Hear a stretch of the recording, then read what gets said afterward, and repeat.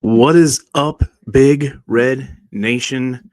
I know it's been a while, but I am now back after taking 2 weeks off. So let's talk about it. Let's talk about all things that have been happening while I've been gone.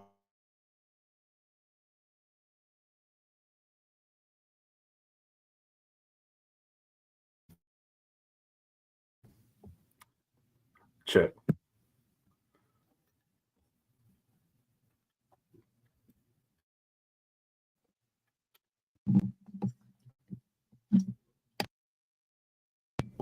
Hello. Okay. Sorry about that. A little rusty, I guess. No. I've been off these last 2 weeks because of my day job.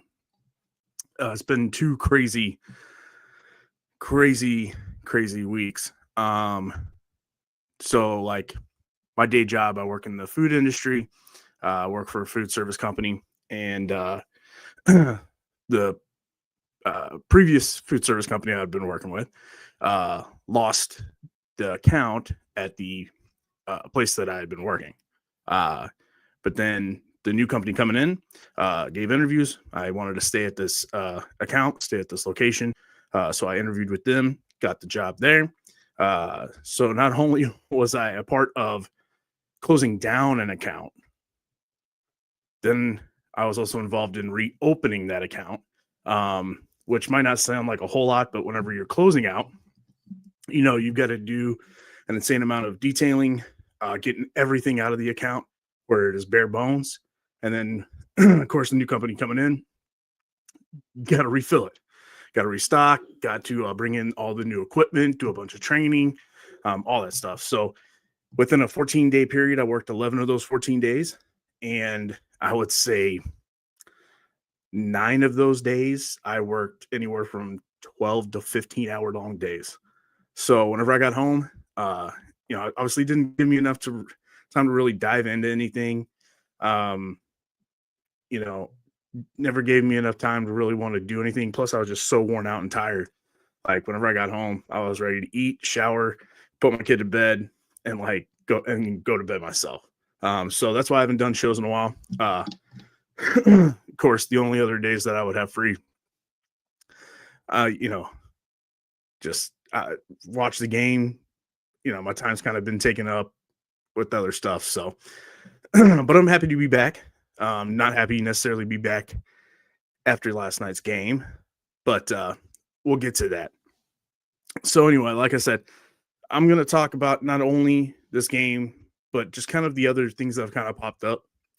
Um, and of course, like I said, going forward, I'm not just going to talk football. Obviously, football kind of takes a front seat during football season. Um, but I'd love to dive more into um, the men's basketball season, a little bit into the women's basketball season if I can, if I have that time. And then, of course, the remainder of the volleyball season. You know, they just won the Big Ten championship again, regular season Big Ten championship again. They're still dominant. They have lost at one set, so I don't know. I don't know if our team's as good as we thought it was, but no, it's gonna be fun following them through the NCAA tournament, and really hope that they can bring home a national championship this year. Men's basketball and the women's basketball, both great starts. I think it was a little more for the women's team. I think it was a little more expected because they did have a pretty good year last year.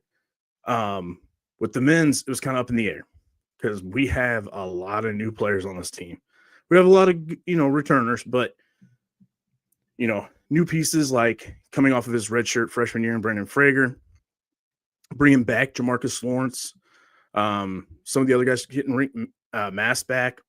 So, this team has played really, really well. Price Sanford coming in from Iowa has been just a great grab by Fred Hoiberg. So I can't wait to follow that team too, especially whenever we get into Big Ten season. So yeah, and I'm not going to do like previews and then reviews after each thing. I'll probably just do once a week shows where I just kind of comment about how I think the seasons are going, how those games went, stuff like that. And then of course, always going to still talk about football because the football like stuff never stops, right?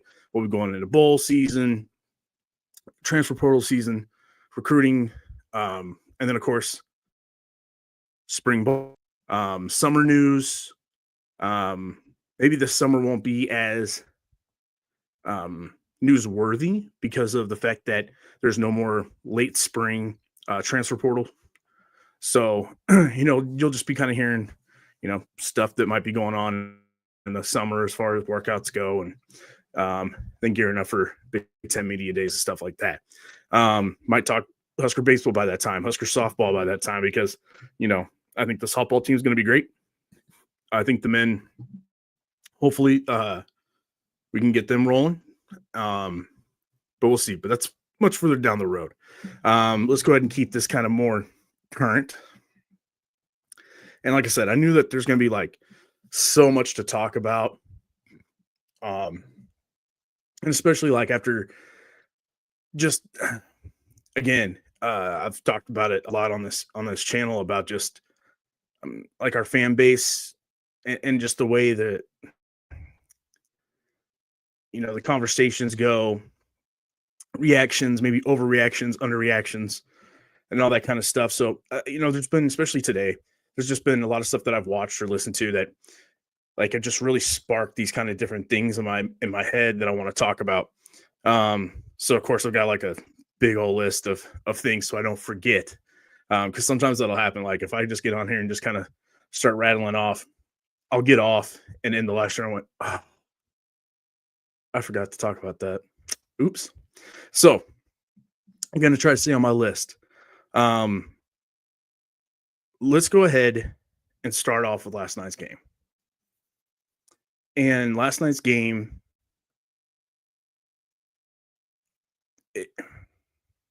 obviously, I'm very mad about that game. And what frustrates me the most about that performance last night was how much this reminded me of Minnesota. And, the players themselves never, like, quit, right? They never, like, it wasn't like one of those things. It just felt like they never were ready to show up and play.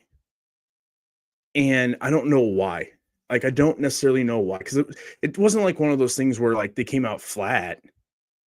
It just was like they almost seemed unprepared. Like, they just weren't – it wasn't like this big go time, and they came out and were focused and determined and ready to go. Like, it just never seemed like that. Because, like, somebody – I've heard a lot of people talk about it, like, well, Penn State, the record isn't – how good this team actually is, because look, they have played Ohio State, they played Oregon, they played Indiana, they played at Iowa. That's a tough conference schedule. And I get that. But you still can't take away the fact of, last week against Michigan State, they didn't look great. And Michigan State was a much better team whenever we played them than they are now. Michigan State's wheels are kind of falling off too. They lost to Northwestern. We beat Northwestern. They lost to UCLA. We dominated, for lack of better terms, UCLA. We've played teams that had better momentum, better than we played against Penn State. Now, I know going in, I was kind of worried about, their run game, right? Because we have a bad run defense, and that's not going to change. It's just not. I knew that going in. So whenever I see like a team, I felt the same way whenever we played against USC. Whenever I see a team run up and down the field on us, I'm going, okay, because that's expected. I'm not mad about that. Yes, do I wish we would do something a little different to maybe not do that as bad? Yes, I would love to see that. I'm not expecting that because we are who we are by now. This is week 11. We're going now into week 12, final game of the year. Like, we are who we are. I know a team's going to be able to gash us in the run game. But whenever you have a top 3 passing defense in all the country, You better keep that going. You better not allow hardly anything in the passing game. And that was the part that really frustrated me the most was this guy that was like what, throwing 62% on the year, like not good. They got to the point where they clearly don't trust him to throw the ball because they won't throw more than 12 or 13 times in a game. He went 11 for 12 for 182 yards or 187 yards. You can't allow that.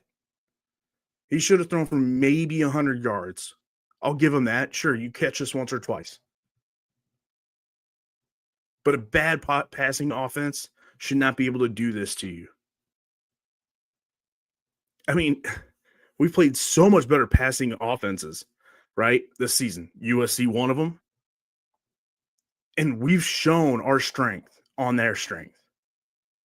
But in this game, it's like, and not just, hey, these guys made some good catches, right? Like you could kind of say that whenever like we played Maryland. Just some good athletes made some good plays on a couple plays, and so they were getting some yardage. This was like, they were just wide open. Nobody anywhere close to their wide receivers that are out there.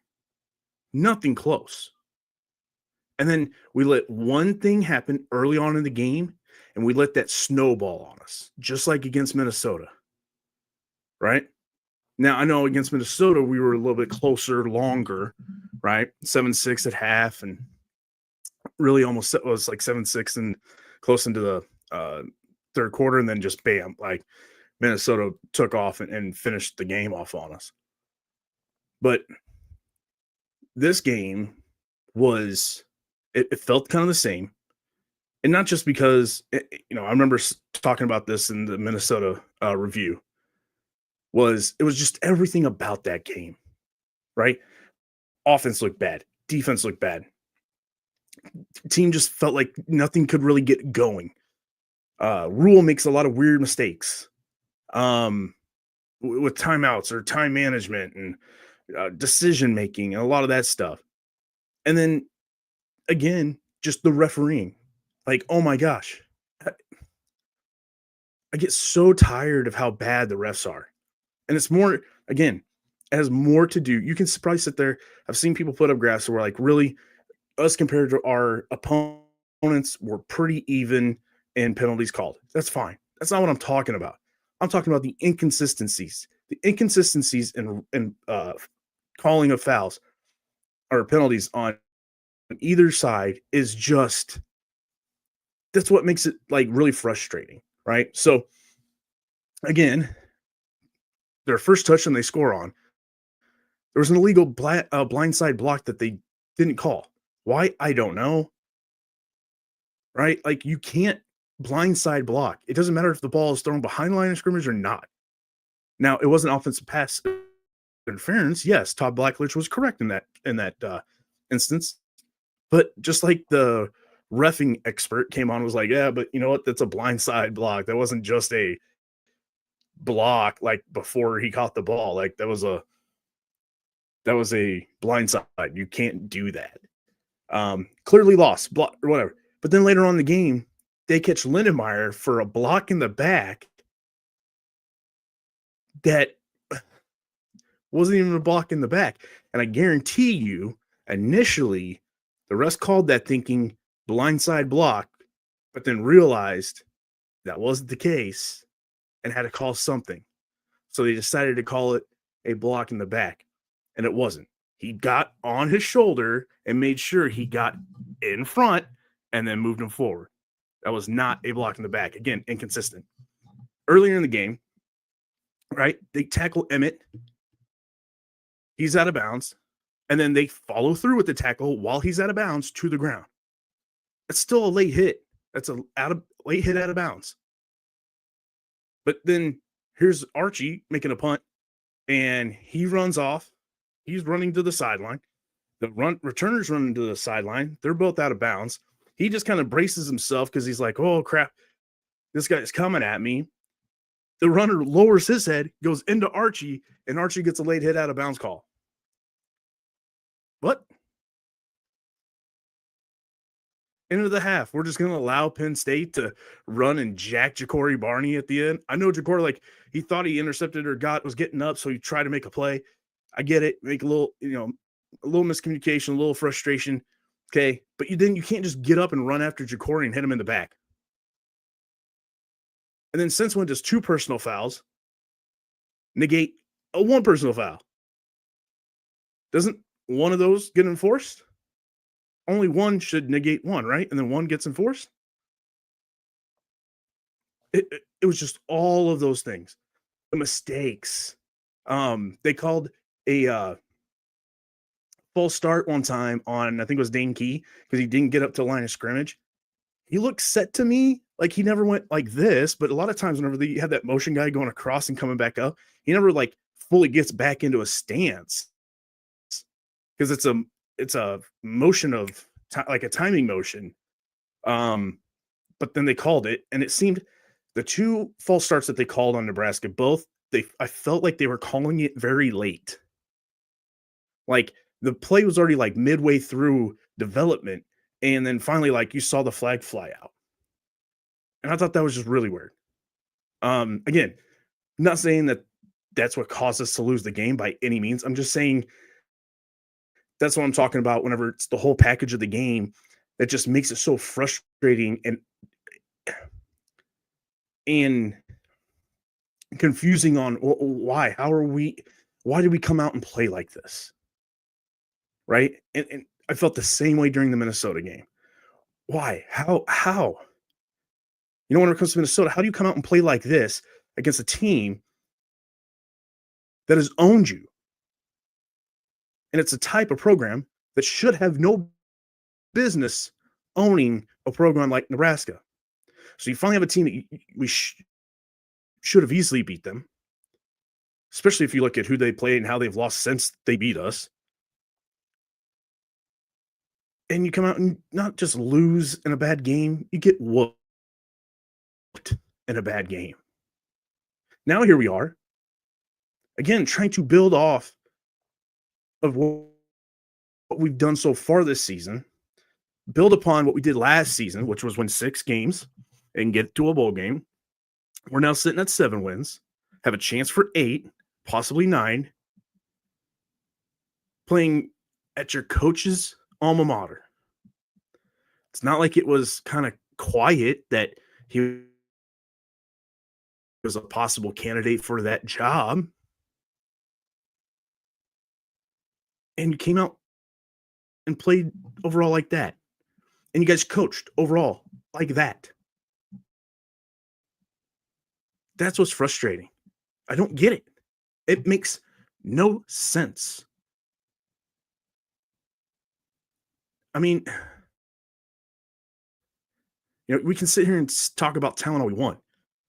But at the same time, talent only gets you so far.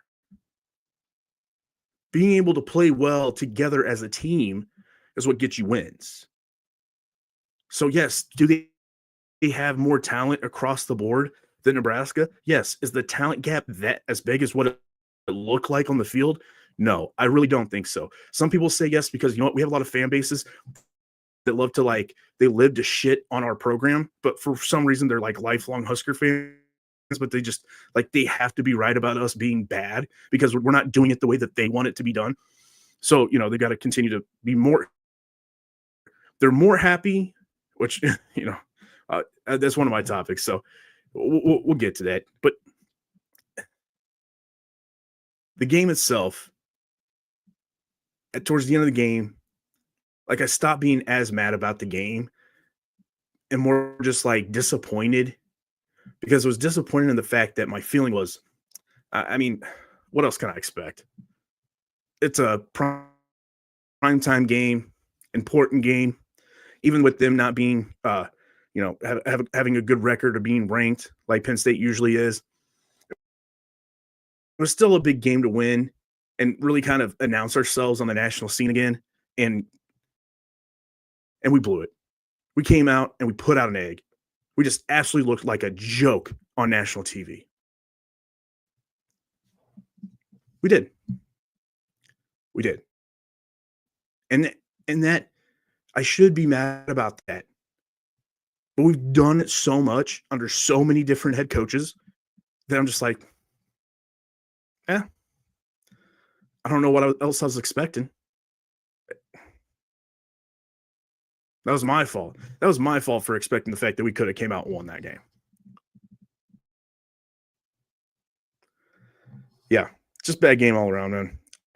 Not gonna dive too hard into like stats or anything else because it's just one of those games. Like Matt Rule said at the end of the thing, look, we don't have time to really sit on this too much, so we're gonna, you know, kind of get back to Lincoln. We're gonna forget about it, move on, and start trying to prep for Iowa because it's a quick turnaround.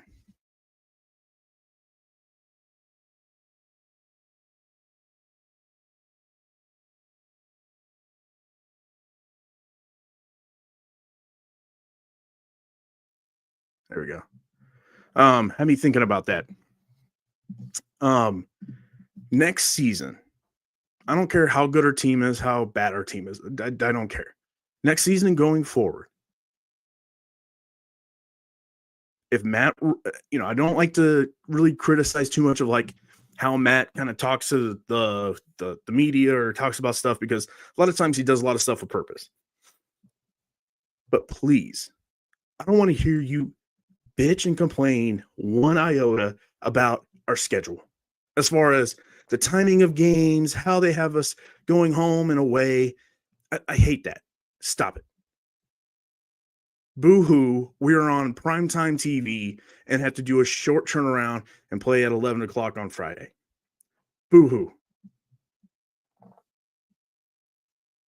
It's like building in an excuse to the players to say, woe is me, because we've all seen all the chasing threes and the behind the scenes stuff. What does he always preach? Don't be a victim. Okay, don't be a victim to the way that we get scheduled. We did it for the Maryland to Minnesota game. I think we just came off a bye, and then you got to do 1 week of playing at night and turn around on a short day. And like, maybe you might have a complaint if you were dealing with a bunch of like late 20, early 30, mid 30-year-olds in the NFL where their bodies legit do take a little more time to recover. You're dealing with kids, 18 to 23-year-olds. I know some of the guys are a little bit older now because, COVID stuff, but roughly 18 to 23-year-olds. Their body's going to be fine come Friday. And it's the last game of the year. So you got to just tell yourself, just deal with it. Get over it. So let's stop that type of talk. We want to stop and, preach to our team. We don't want to be victims. Okay, well, don't stop acting like you're a victim to the scheduling. Okay, there's my little rant on that. All right, so next topic, which we'll hit on what I was starting to rant on. The part of the fan base that is happier to be right about saying that we're a shit program than mad about our program having a bad night. Because I don't think our program is a shit program right now. I don't. I think Matt Rule is getting it better. Is it taking a little bit longer than what all of us hoped?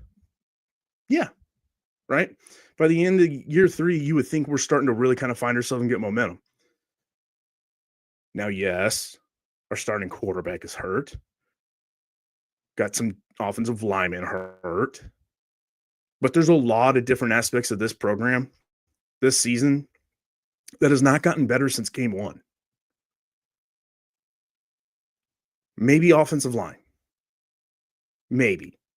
But I think that has more to do with how we've been making play calls here these last handful of games. Went heavier on the run, and we're doing much more of like the really quick one read passing type stuff. So maybe offensive line has gotten better. But like our secondary, it's been good all year. It's been good since game 1. It's been impressive. Our rush defense hasn't gotten better, looks the exact same. You might have games in there here or there that make look a little bit better, but they're the same. Our linebacking core looks the exact same. Emmett's been good all year. Still can't find that second running back. Wide receivers. I don't think their ability has gotten worse. Okay. I just think that the way that the offense kind of changed over the season, you don't look at it, they don't have the stats that they were getting earlier in the year. Luke Linnemeyer has just gone MIA. I mean, before last night, Ja'Cory Barney in 5 games had 55 yards total in 5 games. Like, it's just not getting people the ball. It's not evolving. It's not getting better. Going for it on 4th and 1. Still bad at it. Still can't get a yard. It's insane. So if there's one thing that I would say that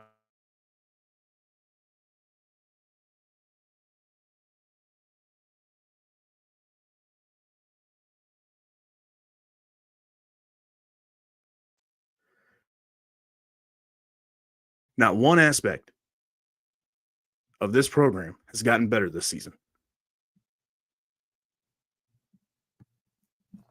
But I'm mad about that. I'm not happy.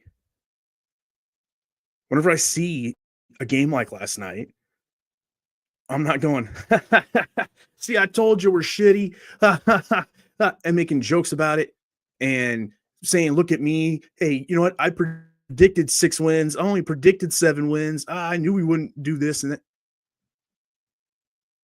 No, I'm not happy.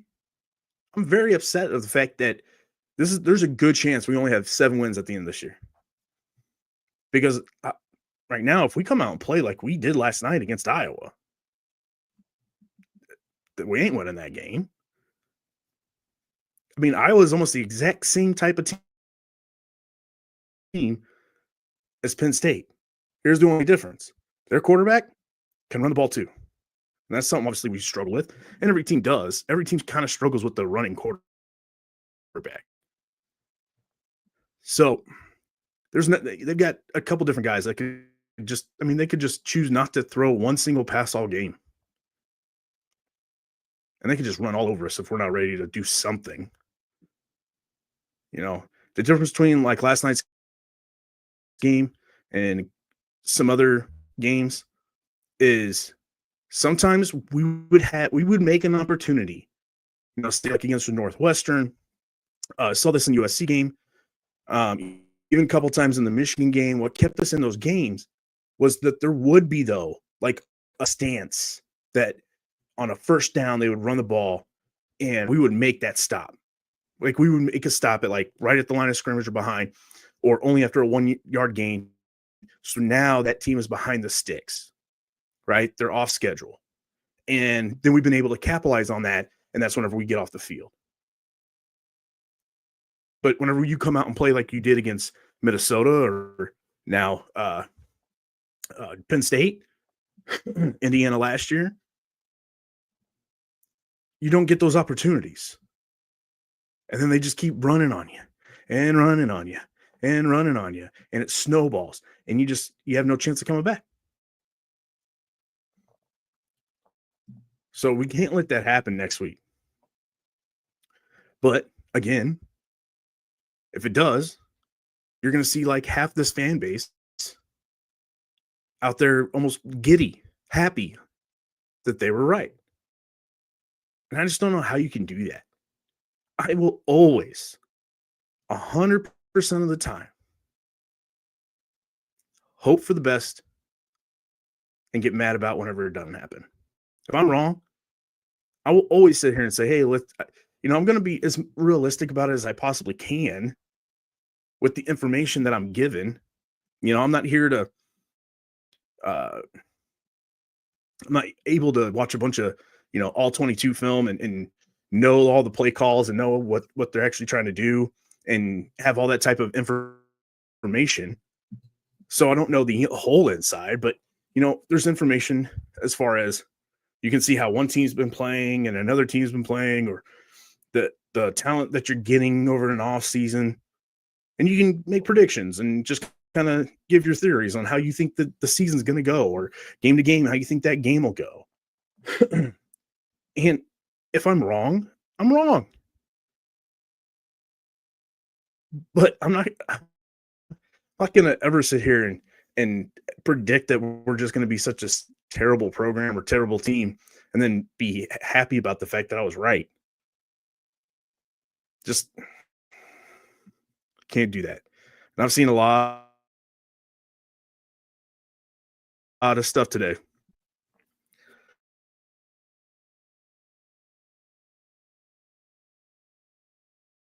Like,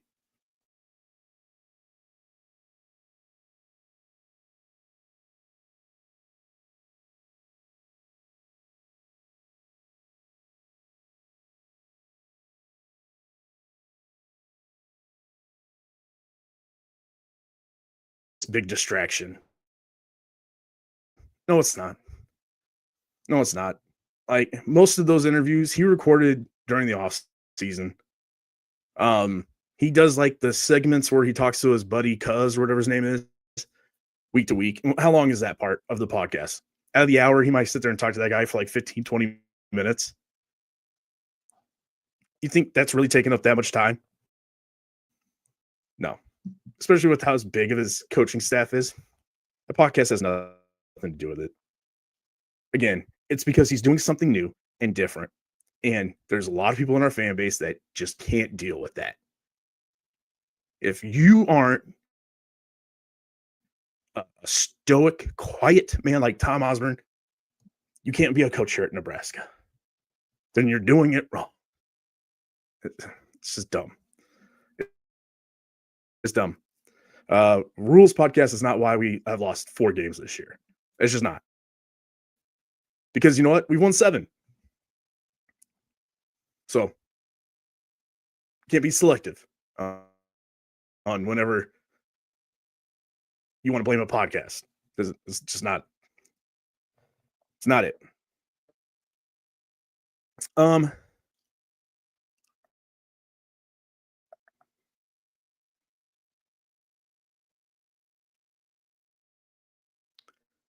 Speaking of like some of the fan base stuff, probably should have put this more in a better order. Another thing about the fan base stuff is you start to hear a lot of talk of like, and I think I've kind of talked about this a little bit before in different episodes. But it's like, I think I kind of hit it more from this angle of, another team can always, for some reason, like you're always thinking this team's players will develop and get better, but you never look at our team as a team that possibly could have developed guys and they just aged and got more mature and got more experience, and then which means that they've gotten better. Like we never have that ability, or there's a lot of this fan base that doesn't have the ability to think like that. And so like, I'm hearing a lot of, oh, we need to get nobody's good or they're blah, blah, blah. So we need to just get a bunch of transfer portal guys in, which, yes, I agree. Okay. There's definitely some positions I think we just need better players at. But at the same time, whenever you have guys, I always thought about this with the wide receiver room specifically, because we've heard a lot of like how talented, and we bring in some really good high stars or, very talented wide receivers in the recruiting class. But then instead of getting them on the field, getting them experience, we keep bringing in 2 or 3 wide receivers through the transfer portal, like at the same time. And I get it. If those younger guys were that much better, then they would get that playing time. But sometimes not really, especially whenever the money's going to be much different. So you're stumping the development because guys aren't getting on the field. Yes, they might be getting classroom reps. Yes, they might be getting reps in practice. but it's different. In-game stuff is different. And guys are only going to get better if they get on the field.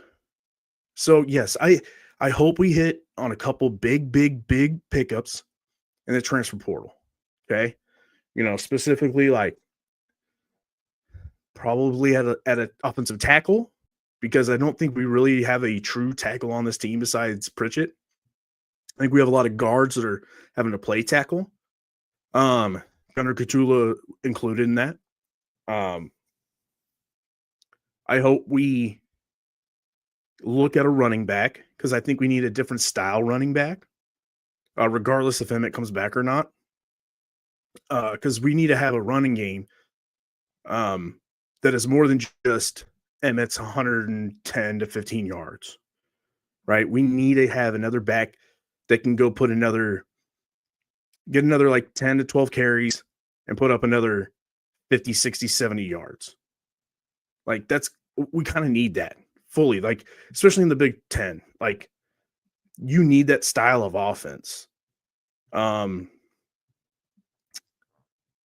hope for the defensive side of the ball, I think we do need to get some defensive linemen, and purely just because we need some bigger guys in there, while hoping that a guy like Riley Van Poppel can continue to develop and grow.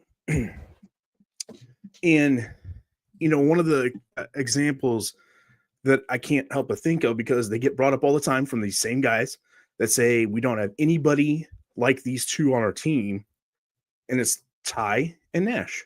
They always bring up, well, we lost Ty and Nash, and there's nobody on this defensive line that looks like Ty and Nash. Correct. And Ty and Nash did not look like Ty and Nash until they were juniors. And Ty was like a 5th-year junior or a 6th-year junior. Whenever he finally like really flashed, and then came back for his 6th or 7th year. I can't remember what it was. Nash was a 5th. He didn't really flash until he was a 4-year guy. And then came in and had another good year in his 5th year. Whenever they were on the field the years before that, we were saying the same thing about them. So yes, Riley can develop. And I think he will. I think Keona Davis will get bigger and better and develop. But I don't see a whole lot of really good talent around those two guys. I'm just talking about in the middle. I think Gabe Moore's kind of come on. But like, I'm talking a dominant. Like, if we're going to go out and get somebody in the transfer portal, I'm talking about, hey, you go look at a team that's changing coaches. So maybe they're looking for somewhere new to go, like a Penn State. You go look and see if there's any dominant defensive lineman from a LSU, from a Florida, right? You go try to see if they're looking to go somewhere else because they don't want to play for that coach that gets hired there. And you give up, and you just give up the money, however that's going to work. Those are the type of players that I want. See, in previous transfer portals, Rule's kind of gone after some good players, but still like kind of need a little bit of development, right? A Jalen George, a Gabe Moore, Marcus Watson Trent, I don't think was really necessarily the best pickup. I thought maybe he was going to be one of those just kind of like London Fletcher types that, his tackling ability was just going to transfer to any level. And that wasn't the case. Andrew Marshall was a good pickup, right? Those type of guys, but I'm talking about for this defensive line. I still want those other guys to get playing time and develop. So I don't want to just flood that room with just guys and bodies.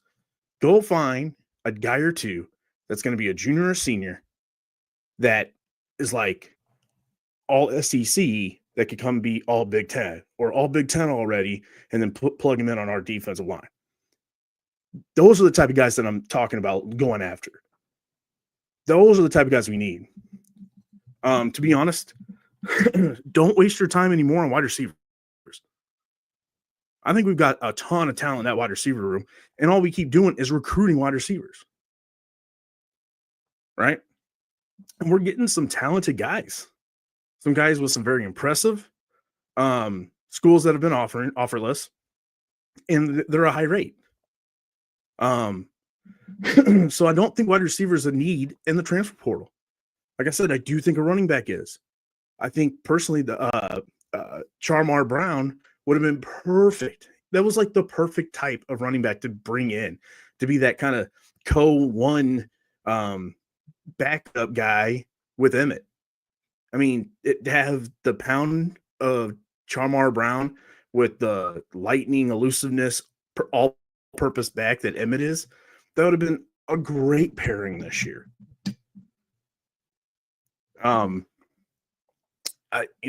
Maybe tight end. Tight end might need to be a position in need that you need to go get. I think Luke Lindemeyer is definitely a starter. I think he's really good. But behind him, right? Harburg graduates. And then what's Carter Nelson going to be? He hasn't flashed yet. Mac Markway. Now he's coming off of like 2 ACL injuries. You know what? How good is he going to be? How dependable is he going to be? So I think tight end's a need.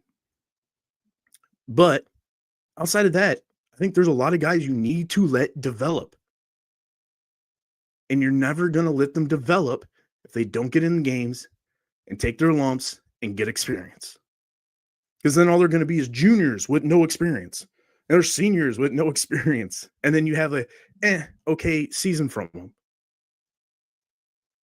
You know, like, it's just, that's the conundrum that you fall into. And if you're really going to be a sustainable program, you've got to have guys that gets experience and develops into your star players. It can still happen. Okay. Guys aren't just going to jump on the field, freshman, redshirt, freshman, sophomore year and be a stud. And then they're a stud all 3 or 4 years. It's just not going to happen. It's just not, it's so rare. Okay. Ryan Stewart, or what's his name? Dylan Stewart, Ryan Williams, Jeremiah Smith. Those are such rarities. Such rarities. Dylan Raiola, that's a rarity. You're not going to see that time and time and time and time again. You don't even see that time and time and time again at those other programs. You might see once every handful of years because they can always go get the best of the best. But even they don't see it every year. So we need the development. Stop just thinking get all transfer portal guys in all the time because you're going to stunt the growth of your program. You got to go beat and go for the top. And if you can't get those top, don't settle for somebody else that's just going to come in here and be okay and then stunt the growth of the guys underneath. I mean, let's just be honest. Deshaun McCall has been fine. I'm not saying he's been like a bad player, but has he had a season any better than what we all thought Willis McGahee was going to have this year? I don't think so. But see, you brought him in thinking he was going to have a better year than Willis McGahee, was stunning his growth. He decided to redshirt, and he's probably redshirting because he's going to transfer. Now we lost out on probably a pretty good talent. Time will tell, but that's kind of my gut feeling on that. You know, I don't like to see that. I would much have rather had Willis McGahee had another good year or, another learning year and see where his development was going to land. Maybe by now, Willis would have been a major player. Maybe in the earlier part of the year, he struggles, but by the end, he's now got experience. He feels more comfortable and it clicks for him and boom. Now he's like one of the top. You never know. But we're not going to know because now we got to go get players that we're putting all this money in, So then you don't want to not play them and just waste this money that we're giving them. So again, it just stunts the growth. Some of these guys will develop, we'll get older, we'll get bigger. And that's kind of part of the whole, like, again, one of the bigger topics today specifically too is Matt Rule year 3. Where was that jump? Blah, blah, blah. And I think I might have talked about this too a little bit, but this isn't the same. Right? Like, not only was this situation not the same, but college football as a whole, it's obviously so different than whenever he was at Baylor or Temple. At Baylor and Temple, number one, he was able to come in due to the situations that those were both at, and start young, play young guys from the get-go, from year one. Whenever he got here year one, he decided, look, I don't want to just kick off everybody. Like, that was just not his thing. So he had to play with a bunch of seniors year one that he probably shouldn't have played with. Then year 2, brought in a bunch of guys, much different, have a brand new true freshman quarterback in year 2. And that was kind of more of like his year 1. Now here we are in year 3, and he's got his youngest roster that he's had out of all 3 years. 38 of the players on the 2 to 3 deep are either sophomore, redshirt freshmen, or true freshman players. That's a lot. That's a lot. I think it's like 91 out of the 125 are sophomore, redshirt freshmen, or true freshmen. Again, young, very young, underdeveloped, inexperienced. Probably, but it doesn't mean that they're not as talented. Talented people that keep making mistakes look bad. Doesn't matter. Right? It doesn't matter. So again, we keep wanting to pick and choose, right? These different narratives to, I don't know, make our own theories seem smart or make us feel good as a fan to, I don't know, be okay with not or wanting to hate on the program, or I don't know. I don't know really necessarily all the reasons behind it, because I'm not that type of person. I can't be that type of fan. But it gets starts to get really annoying to hear. But speaking of like transfer portal and recruiting, let's talk the Dayton Raiola decommitment. And again, it's another one of those topics where I feel like a lot of people have been very hypocritical. And what I mean by that is, whenever Dayton committed, you had a ton of people that were like, well, okay, like he's not highly recruited. We're his by far best school that is offered him. And more than likely, he's just being offered because of Dylan. And because, they'll like, I can't remember the other 2 schools, but they're like not even group of 5 level. I think they're just FCS level or something like that. Like they're not top anywhere close to a power 4. We're his only power 4 offer. He's like a very, very low 3-star. People have said like he's really gained confidence and he's gotten better this year, but the rankings haven't given him, these different, like ranking systems, on 3 rivals, 24/7, all these things. They're not raising his rating. So, whenever I first saw that he decommitted, I was kind of like, oh, okay, that's weird. Because just as Dayton as a person, like Dayton talked Dylan more into committing to Nebraska. than Dylan necessarily wanted to commit to Nebraska. Dayton was way more of a Nebraska lover than what Dylan was. And so, like, okay, well, that's interesting.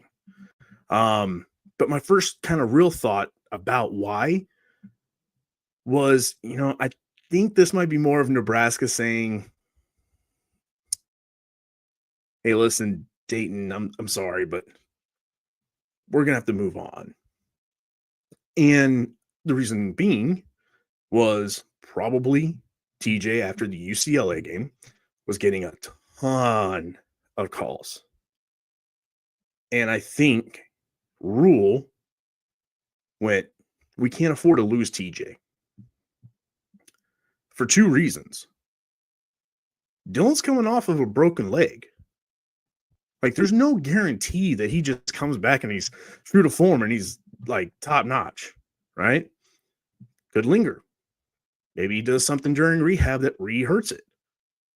Like, there's all these variables that could happen. You can't afford to lose TJ. So you've got to free up money to be able to pay TJ and have two of these quarterbacks on your roster next season. You can't then pay a third quarterback like that. And I'm not saying, you would have had to pay, a low-ranking quarterback like Dayton a ton, but you're probably still have to pay him market value. And, a three-star backup quarterback would demand some cash that probably in this cycle you don't need to give up, because then you got Trey Taylor coming in, and Trey Taylor could end up being a 5-star at some point before, his commitment in 27. So he could end up being a 5-star. It's going to take a lot of money to get him here too, because even though Trey Taylor seems like he is committed and wants to be here, you still got to pay him market value. And that becomes the job of the GM, Pat Stewart. So where could you spend that money on that player more wisely? Well, go get a JUCO defensive lineman, give that money to TJ, up the money to Dylan, go get a offensive lineman. Like, you could use that type of money, no matter how big or small that money was going to be to Dayton, and you could go pay the right people to give yourself the best roster possible next season. So no, I don't think Dylan's leaving. Now, if he did, I'm not going to be super shocked necessarily either. But at the same time, like, again, he's coming off of a broken leg. Should be ready for spring ball. Should be. So if you were like Georgia or, I don't know, name another team that could need a quarterback next season, LSU, are you going to pay a ton of, are you going to pay millions of dollars to a guy that's already kind of struggled a little bit coming off of a broken leg? What if you pay him millions of dollars and one of those things that I just mentioned happen under your watch? Re-injures it, right? And rehab doesn't go well. Something happens, whatever. Now you postpone his integration into your program. Are you really going to do that? I don't think so. So again, I don't think Dylan's leaving, whether he wanted to or not. I just don't think that option is going to be there. But you want to secure not just a good backup plan for next season if something goes wrong with Dylan and that injury. But Trey doesn't come in until 27. Or I guess the class is 27. So it'd be, because the class would be 27 December. So he wouldn't even be in until 28. And he would be a true freshman. So you got to secure that bridge. And how do you do that? Well, you clear up enough money to make sure TJ does not leave. Because I can tell you right now, like, I was very level headed about it. I did think TJ played very well in that UCLA game. Didn't think that game, though, like, really gave him any big struggles or really challenged him much.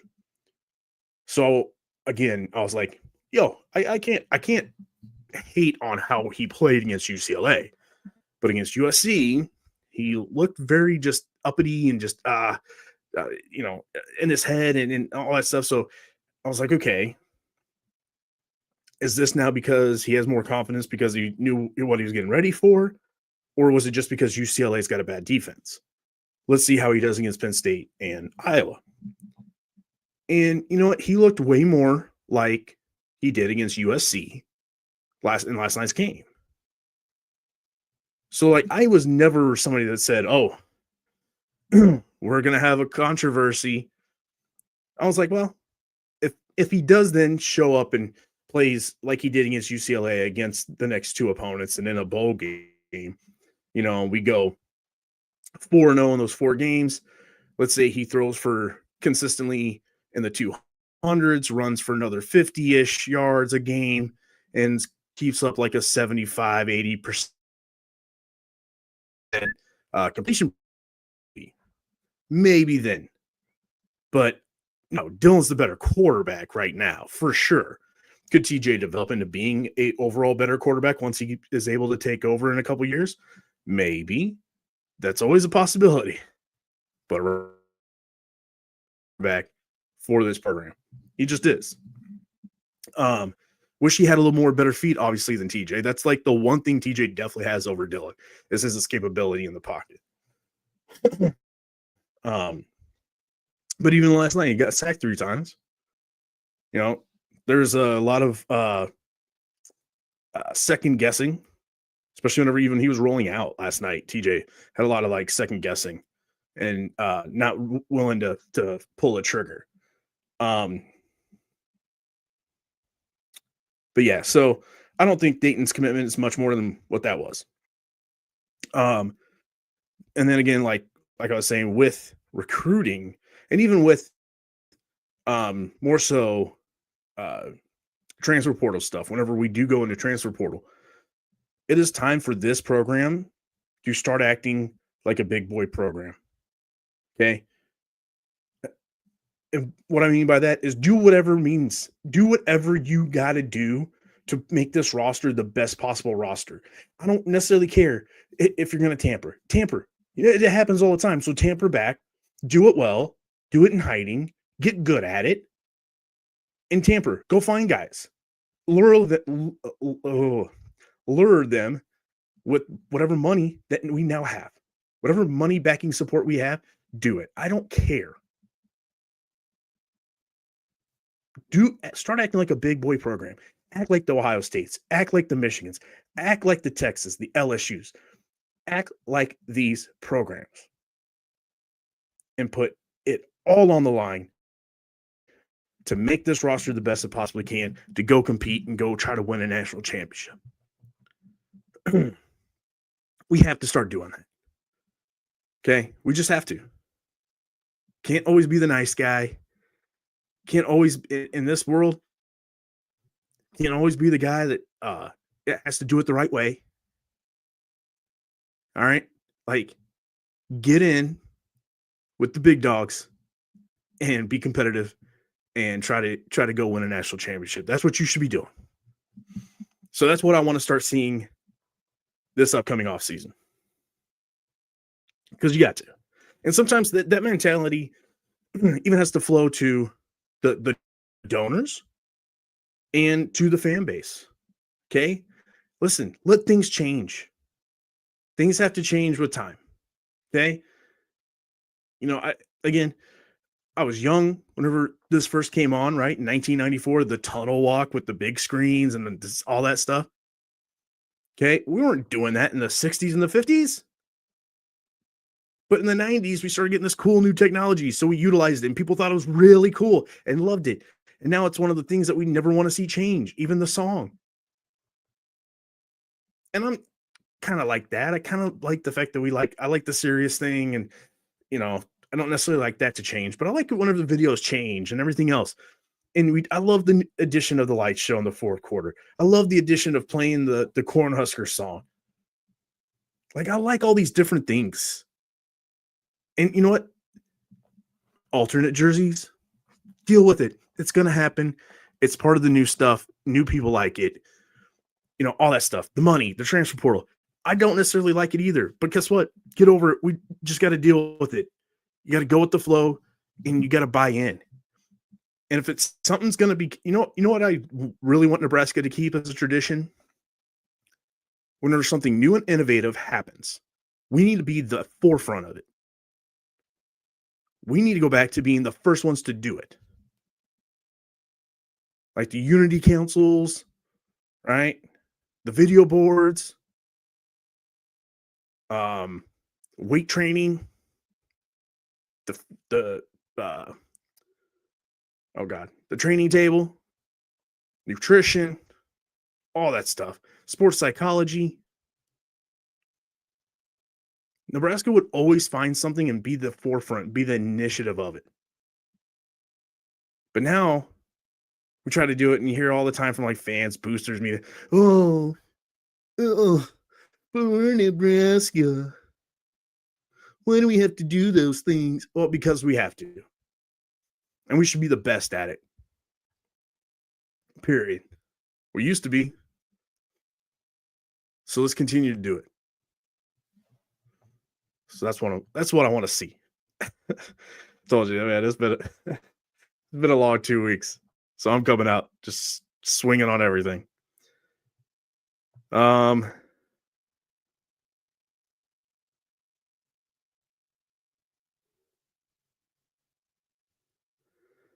See here. Oh, all right. We'll end with this.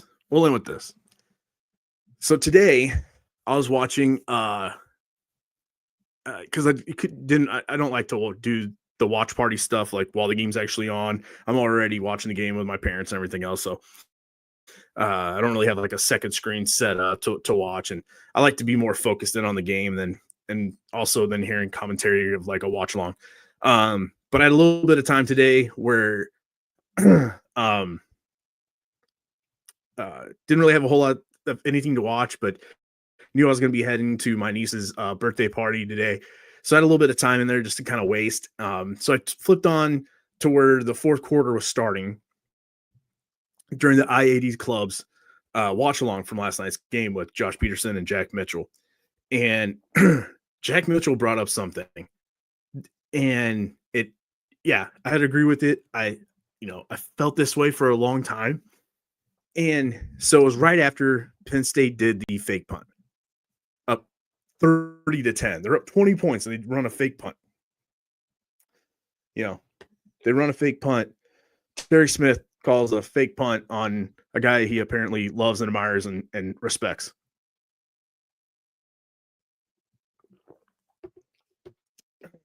And Jack Mitchell's response was, "Oh, they want to beat us bad. You know what? Why is it all these teams of Big Ten, they want to do nothing more than just put a biggest whooping on Nebraska? But Nebraska doesn't want to do that to anybody else in the Big Ten. Maybe Iowa a little bit. I think it's starting to come on. Yeah.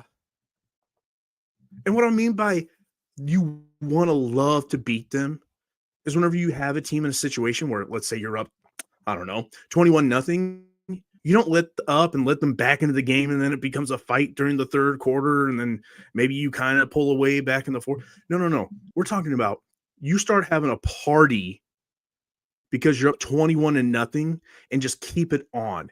You put the foot on the throat and you suffocate them for the next 3 quarters to where then you win, I don't know, like Notre Dame against Syracuse, 70-7.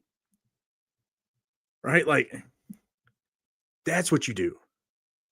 That's, like how Penn State was up 30-10 in the fourth quarter and they ran a fake punt because they wanted to do nothing more than keep running up the score.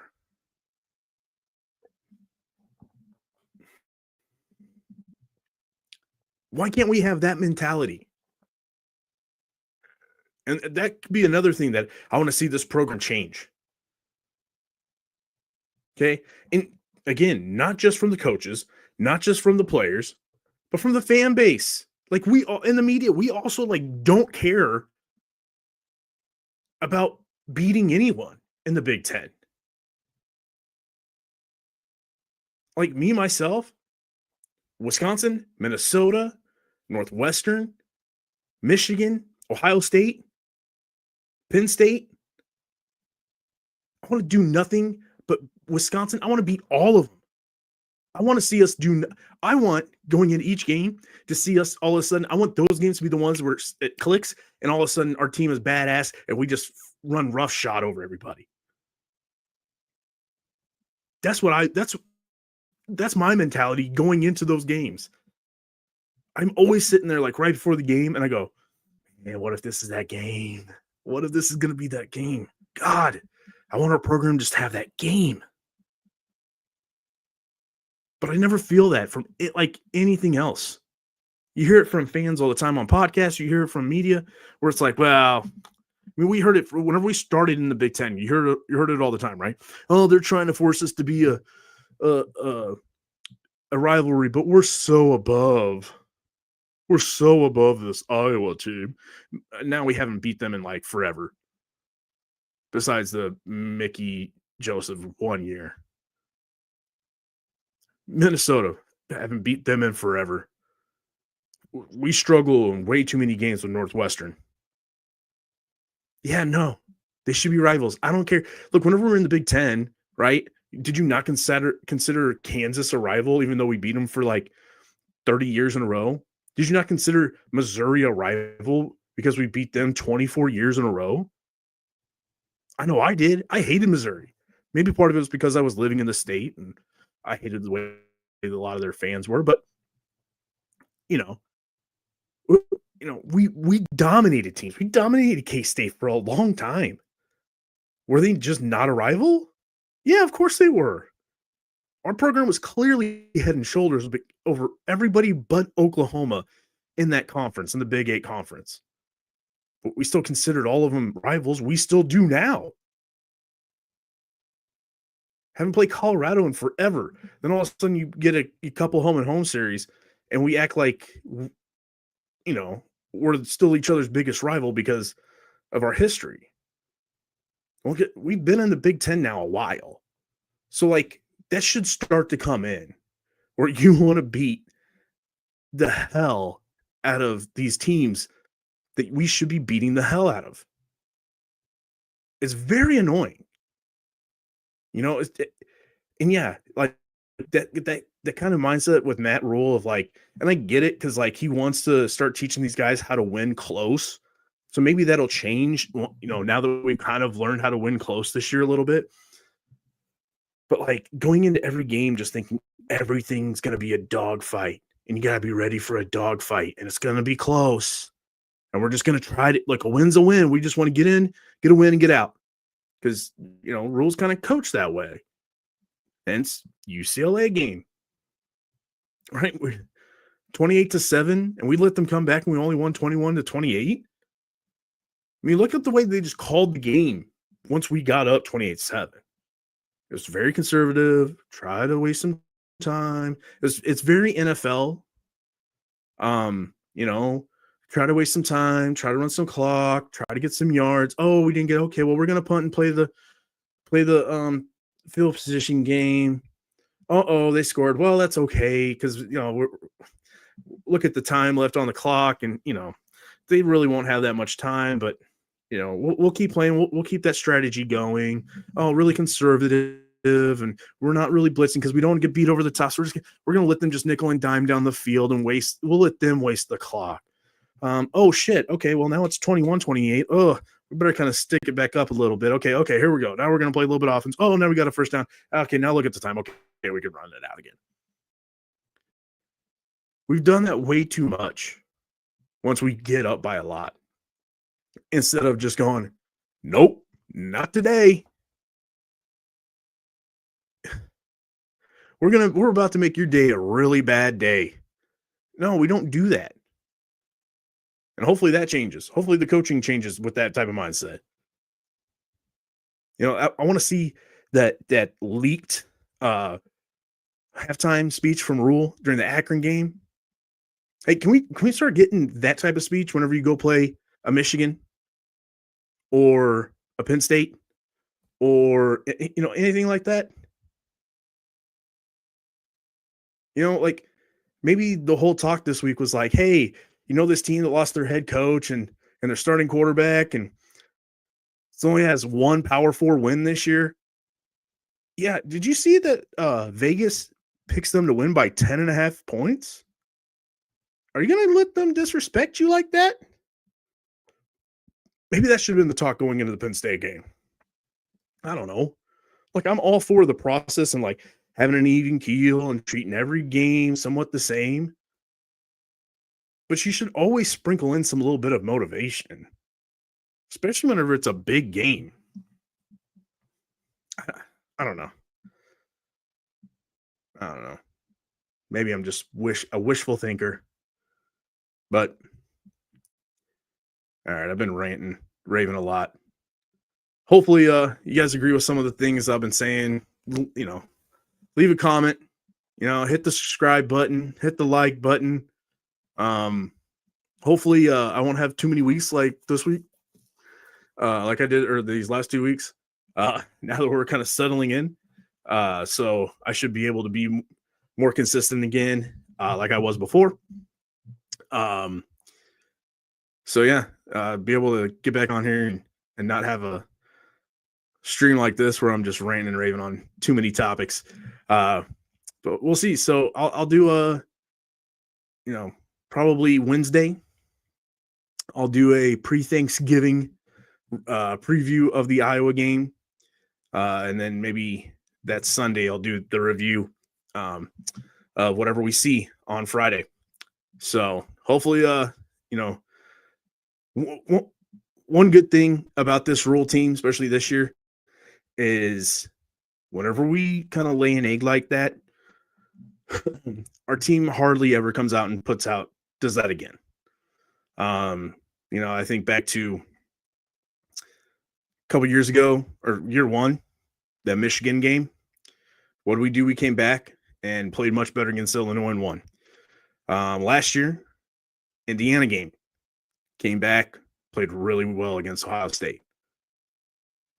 Earlier this year, right, the Michigan game, right, we lost. We came out in the next game and really dominated Michigan State to start. The win factor was definitely a thing. So, had a little bit of struggle there and then finished the game strong. Minnesota game, right?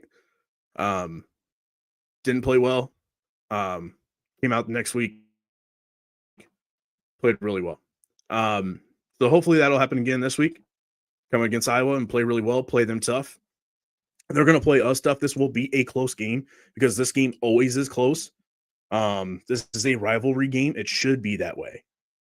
But I hope to God we don't sway. I hope to God we don't shake their damn hands again. Let's do it. Okay? That's what I'm talking about. Make it a rivalry. Let's go. I don't care. Let's be petty.